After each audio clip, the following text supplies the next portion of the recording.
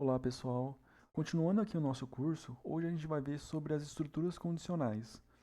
As estruturas condicionais, elas são uma forma que a gente tem de fazer com que o nosso programa ele tenha um comportamento a partir de uma determinada condição. Então, se atender uma determinada condição, eu vou reagir de uma forma, se não, eu vou reagir de outra forma. Então, num esquema, a gente poderia fazer assim, ó. Eu vou ilustrar aqui. A gente poderia imaginar que seria assim, ó. A gente tem o nosso fluxo do nosso programa aqui, ó, que segue uma linha reta. E aí, em determinado momento, vou representar por essa caixa aqui. Um determinado momento, a gente vai cair dentro dessa caixa. E aqui a gente vai ter uma condição. Se essa condição for verdadeira, a gente vai para um lado. Mas, se essa condição for falsa, a gente vai para outro lado. Ok? E aí, beleza. Aí, quando a gente chega aqui, ó. Aqui a gente vai fazer uma coisa, alguma ação qualquer, e aqui a gente vai fazer outra coisa. De tal forma que depois que isso acontecer, esses dois caminhos eles vão se encontrar de novo, e aí o nosso fluxo vai seguir normalmente como era aqui antes. Beleza? Então, a estrutura condicional ela serve justamente para isso. E agora eu vou, né, depois de dar essa introdução aqui de como que seria isso, vamos tentar entender a partir de um exemplo que fica mais fácil. Eu coloquei um exemplo aqui para a gente fazer, que é o seguinte: faça um programa que leia um número inteiro e verifique se ele é ímpar ou par. A gente já viu como faz para ver se o número é ímpar ou é par, né? Lá na nossa aula de operadores relacionais. Então, o que a gente vai fazer aqui agora? A gente vai fazer um programinha que vai verificar isso, só que utilizando o if e o else, né, que são as estruturas condicionais que a gente vai aprender. Então, vou declarar um número aqui chamado valor, e logo em seguida eu vou ler ele. Né? Então, só relembrando aqui como é que é o comandinho para ler, é o comando scanf, a gente coloca entre aspas aqui qual que é o tipo de valor que eu quero ler, que é %d, que significa que é um inteiro. A gente coloca o e comercial e coloca o nome da variável onde que vai ser armazenado esse valor que o usuário vai digitar. Beleza. Então, a gente colocou aqui scanf, então só que ele já tem que ler para a gente o valor, ó. Então ele está pedindo aqui para ler, vou colocar 4. Pronto, ele já fez isso. Então tá certo, nosso programa até aqui. Beleza, então a partir de agora eu vou usar a estrutura condicional para definir se o valor for ímpar, eu vou fazer uma coisa, se for par, eu vou fazer outra coisa. Como é que eu faço isso? Aqui na linguagem C, a gente tem um comandinho chamado if, então if. Esse comando que a gente traduz para o português, ele é se. Então é a mesma coisa que se eu colocasse assim, ó, se. Só que como aqui os comandos são em inglês, então é if. If, e aí ele pede que você abra e feche parênteses. E aqui dentro desse parênteses, ele pede para que você coloque uma condição. Qual que é a minha condição? Bom, eu quero que opa, o valor seja par. Então, mod, né, que a gente aprendeu lá, 2 tem que ser igual ao quê? Para ser par, todo o resto de divisão é igual a zero. Então, eu coloco igual a zero. Lembrando aqui também que o sinal de igual é igual, tá? Beleza, depois que a gente fez isso, a gente tem que falar, então, o que que eu vou fazer se isso for verdade. Se isso for verdade. Para fazer isso, eu tenho que abrir uma chave, que você pode ver que no Code Blocks, quando você abre, ele já fecha automaticamente para ti. E aí, aqui entra uma questão também chamada indentação. Indentação é o seguinte: toda vez que você abre essas chavezinhas aqui, ó, o que está dentro, a gente vai apertar um tab para ele andar um pouquinho para frente e só aí a gente vai escrever o que a gente quer. Então aqui eu vou simplesmente colocar que o valor é par. Então vou colocar um texto aqui, ó, simples até. O valor é par. Ok? Então, Ctrl barra N para pular uma linha. Beleza. Mas, se não for, eu tenho que tenho que avisar para o usuário que o valor que ele digitou é ímpar. Então, a gente poderia colocar assim, ó, se não, dessa mesma forma, né? Só que se não é um comando que não existe aqui. Só que existe um comando que é equivalente, faz a mesma coisa, que é o else. Então, o que eu estou falando é o seguinte para ele. Ó, se for par, você vai mostrar para o usuário que o valor é par. Mas se não, eu vou pegar e dar um tab aqui para identar, né? Escrever aqui, ó, print, o valor é ímpar. Opa. Oh, meu Deus, aí, agora deu certo. O valor é ímpar, só isso. Então veja que agora quando eu executar, quando eu digitar um valor aqui, ele vai ter que me mandar essa mensagem. Então vamos ver se ele vai funcionar ou não. Bom, então aqui ele já está pedindo um valor, vou digitar 5. Ó, o valor é ímpar, beleza? Vamos digitar agora um valor par aqui. Vou digitar 8. O valor é par, então veja que está funcionando. Então, a estrutura de um if-else, ela funciona justamente assim. É claro que caso eu quiser saber só se o valor é par, eu não precisaria desse cara. Eu poderia tirar. Mas o que ia acontecer? Quando o valor for ímpar, ele só ia encerrar o programa, ele não ia me dizer nada. Vamos ver aqui, ó, 5. Ele encerra sem falar nada. Mas, em contrapartida, se o valor for par, ele vai printar, ó, o valor é par. Então veja que dependendo de qual o valor que ele recebe, o comportamento é diferente. Só que existe mais um ponto aqui, que é o seguinte. Imagina que eu quero saber se o valor é ímpar, é par ou é zero. Eu poderia fazer assim, ó, if valor é mod 2. Aqui teria que ser diferente de zero, né, para ser ímpar. Também eu poderia fazer assim, ó. Poderia fazer se. Aí eu quero saber se ele é zero, né? Então vou colocar se valor, que é a terceira condição, é zero, faz isso outra coisa aqui. Então vou colocar aqui, ó. O valor é par, aqui eu vou colocar embaixo que ele é ímpar.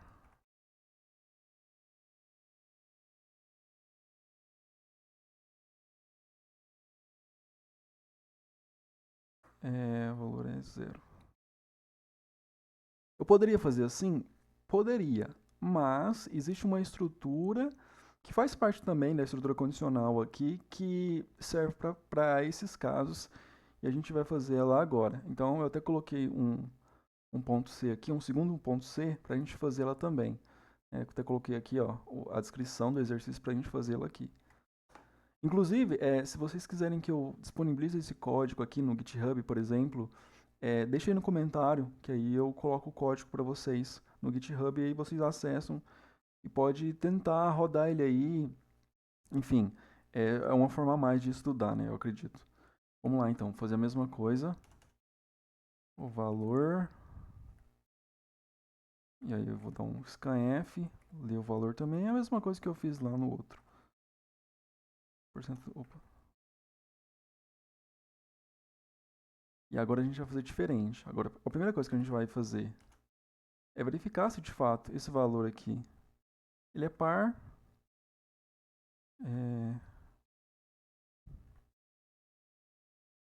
Agora, o que eu vou fazer? Perceba que eu verifiquei se ele é par, certo? Mas existe uma estrutura também, um outro comandinho aqui que a gente pode ver, ó, se não for isso, testa, vê se é isso. Basicamente o que ele está falando é isso. Mas eu vou digitar o nome do comando aqui para vocês verem. Deixa eu só terminar de digitar isso aqui. O valor é par. Tá. Faltou um contra barra N, né? Esse comandinho que eu acabei de falar, que se não for isso, testa isso para ver se é, ele é chamado assim, ó, else if.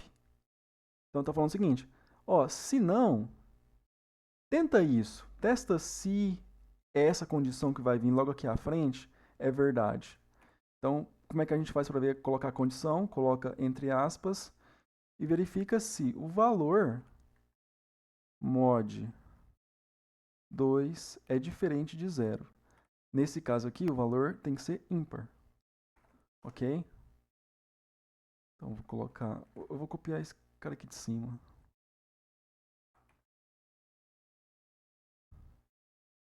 Ímpar. Beleza. Agora, veja que eu tenho um else if e falta só uma última opção. Nesse caso, como falta uma última opção, eu vou colocar simplesmente else. Porque aqui, veja, que não, ou ele é ímpar, ou ele é par, ou ele é zero. Ok? Aí alguém pode falar o seguinte: ah, Lucas, mas o número pode ser negativo. De fato, isso é uma possibilidade aqui. Mas a gente pode utilizar, fazer uma forma, colocar um if aqui de fora. Quer ver? Eu já vou fazer isso para a gente tentar melhorar esse código. Então aqui, ó, vou colocar o seguinte: print o valor é zero. Beleza? Então tá tudo, ó, então else tem um print aqui dentro, um else if tem um print aqui dentro e o if tem um print aqui dentro. Então, dependendo do resultado aqui do valor, né, do valor dessa variável valor, ele vai tomar caminhos diferentes. Só que aí vamos pensar então agora se o valor for negativo, o que acontece? Então a gente pode fazer o seguinte: eu vou colocar tudo isso aqui, ó, todo esse bloquinho dentro de um if que verifica se ele é negativo, se ele não for negativo. Então vou dar um Ctrl X aqui para ele cortar, né, pra gente. Depois eu colo e vou verificar o seguinte: se o valor for maior ou igual a zero, aí sim eu olho isso aqui, ó. Opa, perdeu totalmente a indentação aqui, calma aí. Vamos organizar isso aqui. Ó.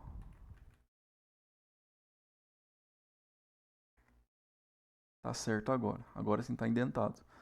Então veja, vamos analisar o código para entender o que está fazendo. Se o valor for maior ou igual a zero, significa que ele pode ser ímpar, par ou zero, certo? Então é justamente por isso que está servindo esse if aqui, ó, que ele já vai verificar antes para mim. Então o valor, eu tenho certeza que o valor é maior ou igual a zero.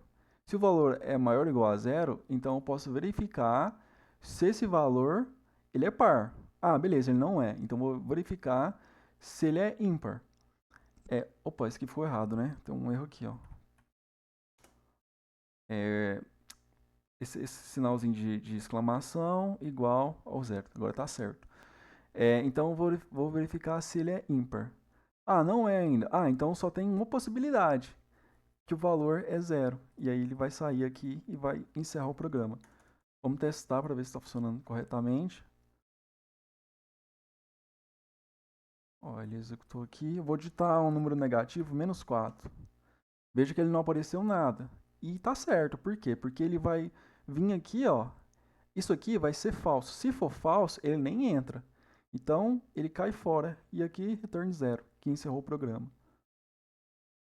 Então, vamos rodar agora um valor 0. Vamos ver aqui. Ó, o valor é par. Ah, sim, é verdade. Tem um problema. Opa. Pela definição formal, o 0 ele é um número par. Então, veja, nesse caso aqui, ele nunca vai cair aqui. Então, o que a gente tem que fazer? A gente tem que mudar a ordem. Então, a primeira coisa que eu vou testar aqui é se o valor ele é zero e não se ele é par. Por quê? Porque imagina que o valor, vamos considerar que ele é zero. Ele vai cair no primeiro if e vai ver, é zero, beleza. Então, ele sempre vai cair aqui.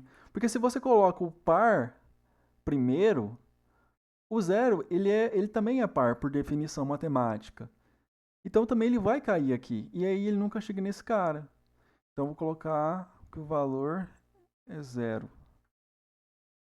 Aí aqui eu vou colocar vou colocar par, né? Aqui. Par. E aqui eu vou colocar que ele é ímpar. Então vejo que vai dar certo. Por quê? Porque aqui ele vai é zero, beleza, ele é o primeiro que cai aqui. E aqui só resta saber se ele é par ou é ímpar. Se ele cair aqui, ele é par. Se não, só resta só uma possibilidade. Então, de qualquer forma, ele vai cair aqui. Beleza? Então vamos rodar de novo, vamos ver se a gente corrigiu essa questão do zero. Ó, o valor é zero. Beleza, ele corrigiu. Então aqui foi até bom dar esse problema, porque a gente trata isso e eu consigo explicar melhor. Que era uma coisa que eu também não estava pensando aqui. Então vamos colocar um valor 5. Ó, o valor é ímpar. E aí vamos colocar um valor par, 8. O valor é par, beleza? Então, isso aqui é uma coisa que a gente tem que pensar bem, né? Essa questão que eu falei do zero aqui, em qual a ordem que ele tem que vir. Então, a gente vai pegando isso com o tempo. Se caso tenha ficado alguma dúvida, né, alguém não tenha entendido o porquê que eu fiz essa modificação, pode deixar aí nos comentários, eu tento explicar de uma forma diferente, para ficar mais claro também. Enfim, se tu gostou do vídeo aí, não esquece de curtir, comentar, falar o que você achou também, para me ajudar a melhorar. E é isso, pessoal. Até a próxima aula. Valeu!